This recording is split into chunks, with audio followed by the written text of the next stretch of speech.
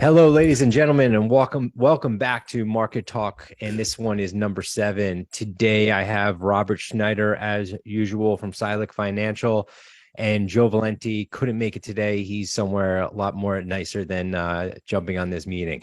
Yeah, good for So him, right?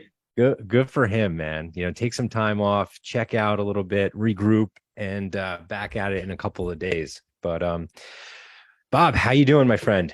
Doing well, doing well. How about you? It's a market, that's for sure. Yeah, I know. Everyone's feeling it. I'm telling you, everybody, the buyers, the realtors, the mortgage people, the attorneys, everybody's feeling a little beat up in this market. It's a tough one. But you know what? It's never an easy industry, but it is. It's No. a tough market right now. Yeah, I mean there's no doubt. I mean like you said, everyone is feeling the pressure on all ends, from buyers, real estate attorneys, real estate agents, lenders, sellers, sellers in positions where, like, hey, what is the right move for me at this time? I have a great rate. Do I have a place to go? How do I fit in this scenario? Yeah. Everyone is trying to navigate those waters. Um But, ladies and gentlemen, we get together to have a conversation of what we're seeing, give you a professional perspective of what we're seeing in the market, besides just the headlines. And because we want to make sure that you guys can make educated decisions and move forward. Um, so Bob, what are you seeing in rates wise? Where do you see, rates going? And can you kind of fill us in on the situation what we got Sure. on hand? Sure. I mean, rates have creeped up even a little higher. I mean, we're upwards towards the sevens and sixes and sevens, depending on the situation. Um, and every time I think that they might come back down a bit, we get some better or worse, depending on what you're looking at. Economic news, like because the Fed wants to see some slowing of the economy. So when we get some of those reports that come out that say it's slowing or inflation coming down, which is better, you think it would bounce and rates would start to come down, and they haven't. Hmm. And today is a big Fed meeting, which everyone expects a pause on raising rates. I would say if they do not pause, we'll see some markets go a little bit haywire. But Hmm. I think everybody's expecting a pause. So really, what's important is what they talk about afterwards. Gotcha. um it's interesting. It's like it could go, like you mentioned, just like if the Fed comes out and mentions something, depending on what they say, things could go haywire. um we are sitting at, say around a 7. I mean, either way, either direction, things are going to go haywire. Yeah. uh so in my opinion is that, if they go up, will that really slow down the pulse in our area in regards to demand? I don't Nope. I I don't think so. I don't think so. But say the rates were to drop right now below 6 and they start hitting fives, in the high fives. Okay. It's going to be, in my opinion, it's going to be a frenzy, another frenzy. Um, Yeah, I mean, I think first of all, I think people are over rates. I think they've yeah. gotten to the point where they are, as long as they can afford it, they understand that at some point down the road they're going to refinance. So find the house, the values keep going up. Mhm. They want to buy a house. They know the competition is going to stay for a while. So I think they're over rates. I agree with you. I think they're over rates, and I think the people who have been in the search for over a year now have stopped listening to what the media has said about the home prices are going to crash. I don't Yep. think that, like, you wonder how many people could be so wrong, but it's interesting that yeah, I don't see home prices crashing like everyone predicted by any means. I guess the question is are they wrong or are they just not looking at the areas that we're in? Right? Like, is the Midwest crashing? I don't work in there. I have no idea. But I can tell you, New Jersey is far from it. Florida, far from it. I agree. I think there is a ceiling eventually to where, price appreciation and home values will finally, like, say some sellers get to such a limit where people are like, wait, what? No, I'm done. Yeah, I they think slow. they may slow a little bit, but I want to share this chart real quick that And while you're doing that, let me just say, to your point of rates going to the fives, what it does do is it expands, the buyer the pool. buyers. So now they can afford a little bit more, so they may go into a little bit higher price category, right? Yeah, because more people are going to enter into maybe the lower price category, and people might bump up to the higher price category, right? Yep. So, what I want to show you is this slide really quick. So this is a slide that's showing a seasonal adjustment in home appreciation and pricing. So in early 2020, we were moving and grooving, appreciation going up, adjustments, and then we kind of hit a little bit of lull on all three charts. And now we're creeping back up. So was this and this was when all the real news came out in the headlines that home values and prices were going to crash and everything like that. So there was a little blip on the radar. But if we're coming out of that and people are like, wait a second, I don't see this happening, and now they're like, I got to get in now before it continues appreciating home values. So Yeah, I mean, I think that's interesting. I mean, a lot of people were like, I'm going to wait last year. yep, They got tired of looking, or they felt they were priced out, and now they're back like, well, I can't wait anymore. right. And now they're afraid that, should I have waited? Like now, now I'm going to pay another $50,000 to $100,000 for a same house I was going to buy 6 months ago. So Yeah, I it's mean, I'm interesting. telling people, and I always say, look, I can't promise you I'm always right. Look, I'm not, but I believe when you're people always say, right, Bob. should we wait till next year? I say, well, what are you waiting for? The values have gone up from last year to this year.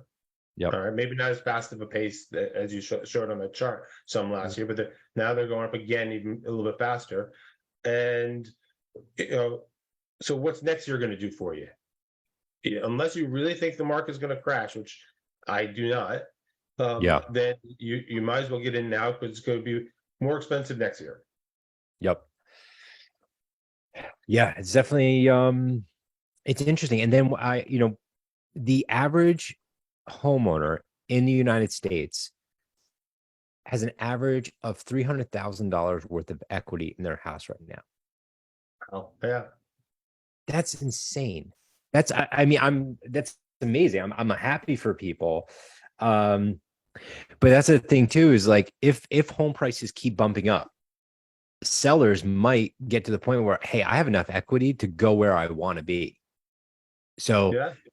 so that could start, if say interest rates do bump down a little bit, and those people are sitting on a 3.5, or whatever interest rate they might have, the equity in their home might be so much that they want to take advantage of it because they can downsize and go somewhere and pay it off and enjoy Buy where they want to cash. be. Yeah. Yeah, buy cash. Yeah.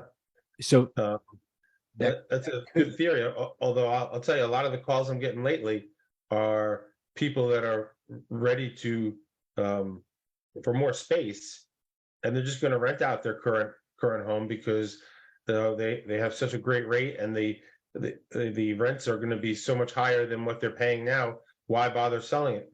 yeah, or just do a renovation. So we're just do a renovation. Yeah, if they have the money. They have the money. I'm also getting calls on people who want to do a equity line on their current home to use as a down payment on the next home. Oh, okay. So that equity that they have, they can use it without having to sell it. I get it. So do you see those people mostly like purchasing in state or out of state, or trying to do In-state. in state? In-state. Another reason they don't want to sell first, right? Because they're afraid they're not going to find anything, so they're going to take their time, hopefully find something, and not rush, right? Yeah. Very interesting. And that's the thing. I tell clients and I tell other agents, each transaction, each situation, it's like a fingerprint. It's never the same. Everyone has a different scenario, and you just have to get all the information and go, okay, excuse me. this is what you want to do. This is how we can do it, because it's, there's so many moving parts and so many things involved. Yep. Yeah. So, but also, yeah, I mean, everybody, it's a crazy market. I'm sure you guys are tired of hearing that, but also just put in perspective that, I talked to an agent earlier this week, and they had an open house on Sunday, and they had 150 people through the door. That is unbelievable. I can only imagine how many offers they got on the house. It's a unique property. It's a very nice property, but that is a strong indicator that there are people ready to go, and they still want to find a house. So, Well, I think back when you said unique properties, I think back to pre-COVID markets. And those okay. unique properties, you remember, they'd sit on the market for a while till the right buyer. You used to tell them, look, the right buyer will come along. Yeah.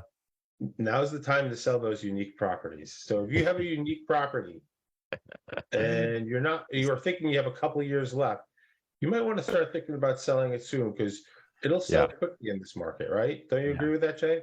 I agree. So you're basically saying if someone has an ugly duckling, it's time to get rid of it.